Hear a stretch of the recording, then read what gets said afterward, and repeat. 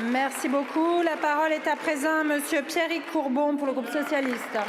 Merci Madame la Présidente. La transition est toute faite puisque ma question s'adresse à Madame la Ministre des Sports. Madame la Ministre, une procédure de dissolution vise plusieurs associations de supporters de football, notamment dans ma ville de Saint-Étienne. Je le redis très clairement, nous sommes tous d'accord pour lutter contre les violences et les discriminations dans les stades et aux abords. Des dérives existent. Elles sont le fruit de comportements individuels et nous les condamnons. Mais pour garantir la sécurité publique dans les enceintes sportives, la dissolution de nos associations de supporters n'est pas une bonne solution. Elle doit être réservée aux groupuscules hooligans que personne ici ne défend. Ce n'est pas simplement le propos d'un supporter, c'est ce que disent à l'unisson aujourd'hui des sociologues, des responsables de clubs, des associations, des acteurs de la sécurité, des élus de tous bords et même deux de vos prédécesseurs au ministère des Sports. Madame la Ministre, réaffirmez ici que votre volonté de privilégier des sanctions individuelles aux mesures collectives par définition injustes et surtout inefficaces.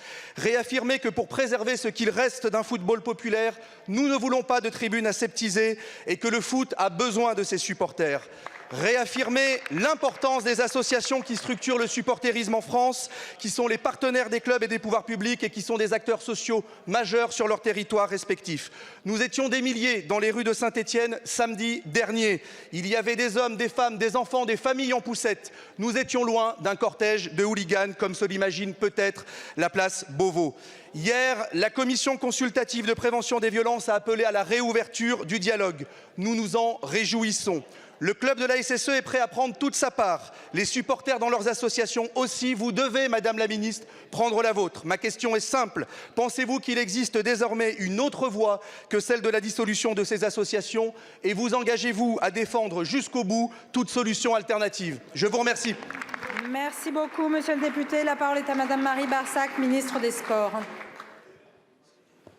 Madame la Présidente, Mesdames, Messieurs les députés, Monsieur le député Courbon, avant tout, je veux dire, comme vous l'avez fait, que les violences n'ont aucune place dans nos stades, qui sont des lieux de ferveur et de passion sportive. Les supporters sont l'âme des clubs et ils doivent pouvoir aller au stade entre amis ou en famille sans craindre des violences et des manifestations de haine.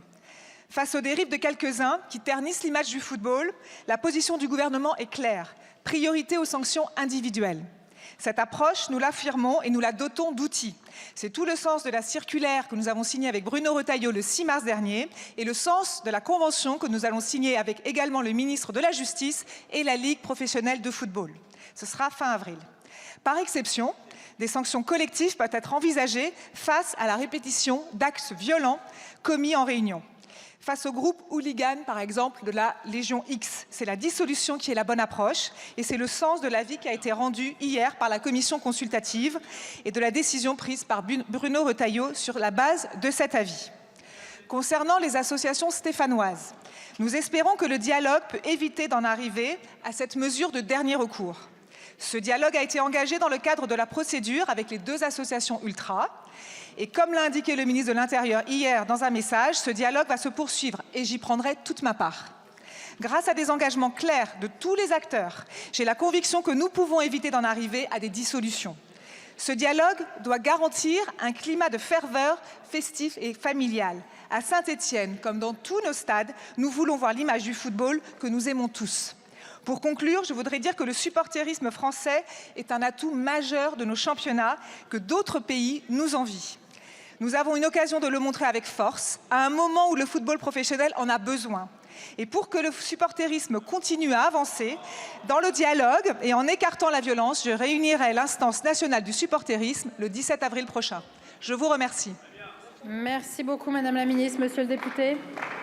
Merci Madame la Ministre. Vous appelez au dialogue et nous sommes d'accord. Pour dialoguer, il faut des interlocuteurs. Pour avoir des interlocuteurs, il faut maintenir ces associations. Je compte sur vous. Merci beaucoup, Monsieur le député.